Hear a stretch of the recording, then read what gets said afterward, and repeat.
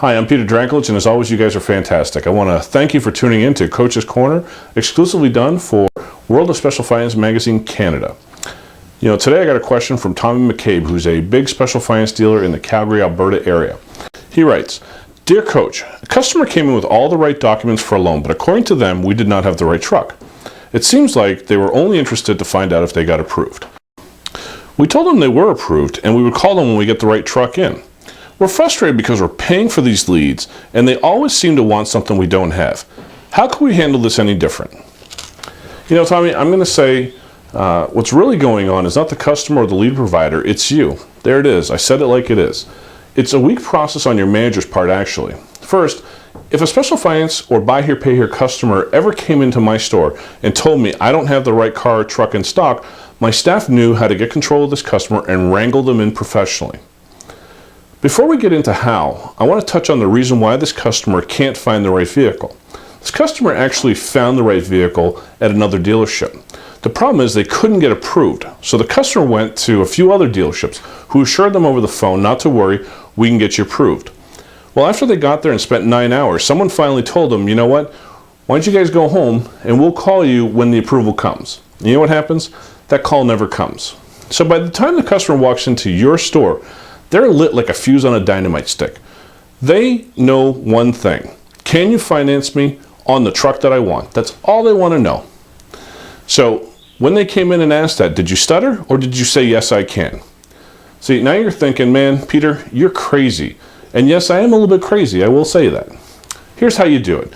First, if you don't have the right car or truck in stock, don't panic. That's the worst thing you can do. What I do is I go online with the customer. And I'll go on autotrader.com or automart.com, and what I'll do is we'll find the car that they're looking for online. I'm going to get them excited. I'm going to print out the sheet and let them know I need to send this information to the bank and try and get the approval. And I'm going to get my used car manager to have him see if they can find this truck or see if it's available at the dealership we find it at. Now, you really aren't going to go and buy a $45,000 truck for a buy here, pay here customer.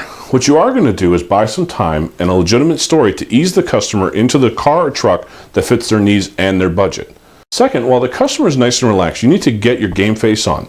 Inform the desk manager of the situation that you're in. Because it's a delicate scenario, you want to make sure that everyone is ready to support you to get this deal done. Third, you run the credit just to make sure this customer is not a 750 score, in which case it's a no-brainer. You go and buy them a truck. Fourth, if your hunch was right and this customer is a special finance or buy here, pay here candidate, you know you have all the right tools to go back and talk them off the ledge. All right, sounds simple? Well, here's how I do it. I go back to the customer with the paper and everything in hand, and I'd say, Mr. and Mrs. Smith, I have great news.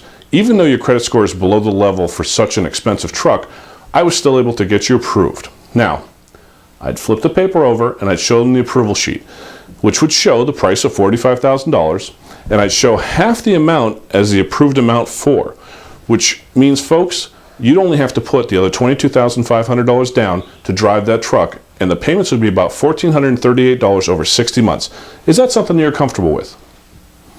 And I would pause as cool as a cucumber and wait for their reaction.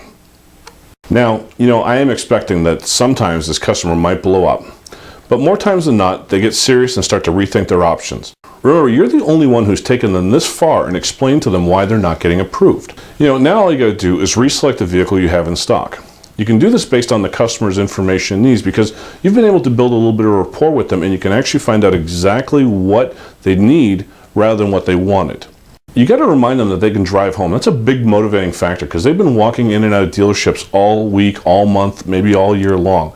So you have the tool now to show them that they can actually drive home with the car that you have in stock and the approval that you have in hand. It's so easy just to let people walk out, but it's very hard to get unrealistic customers into a realistic situation. To do that, make learning fun. When you learn new skills that will close more deals in this market, it makes you a stronger salesperson. If you have any questions about what I've said, or if you have any questions that you'd like to ask the coach, please send them to peter@drivingupsales.com, and I'll be more than happy to get back to you. I want to thank you again for watching Coach's Corner, brought to you by World of Special Finance Magazine Canada and drivingupsales.com. I'm Peter Drakulich. Remember, the only thing that's stopping you is you. Keep driving up sales.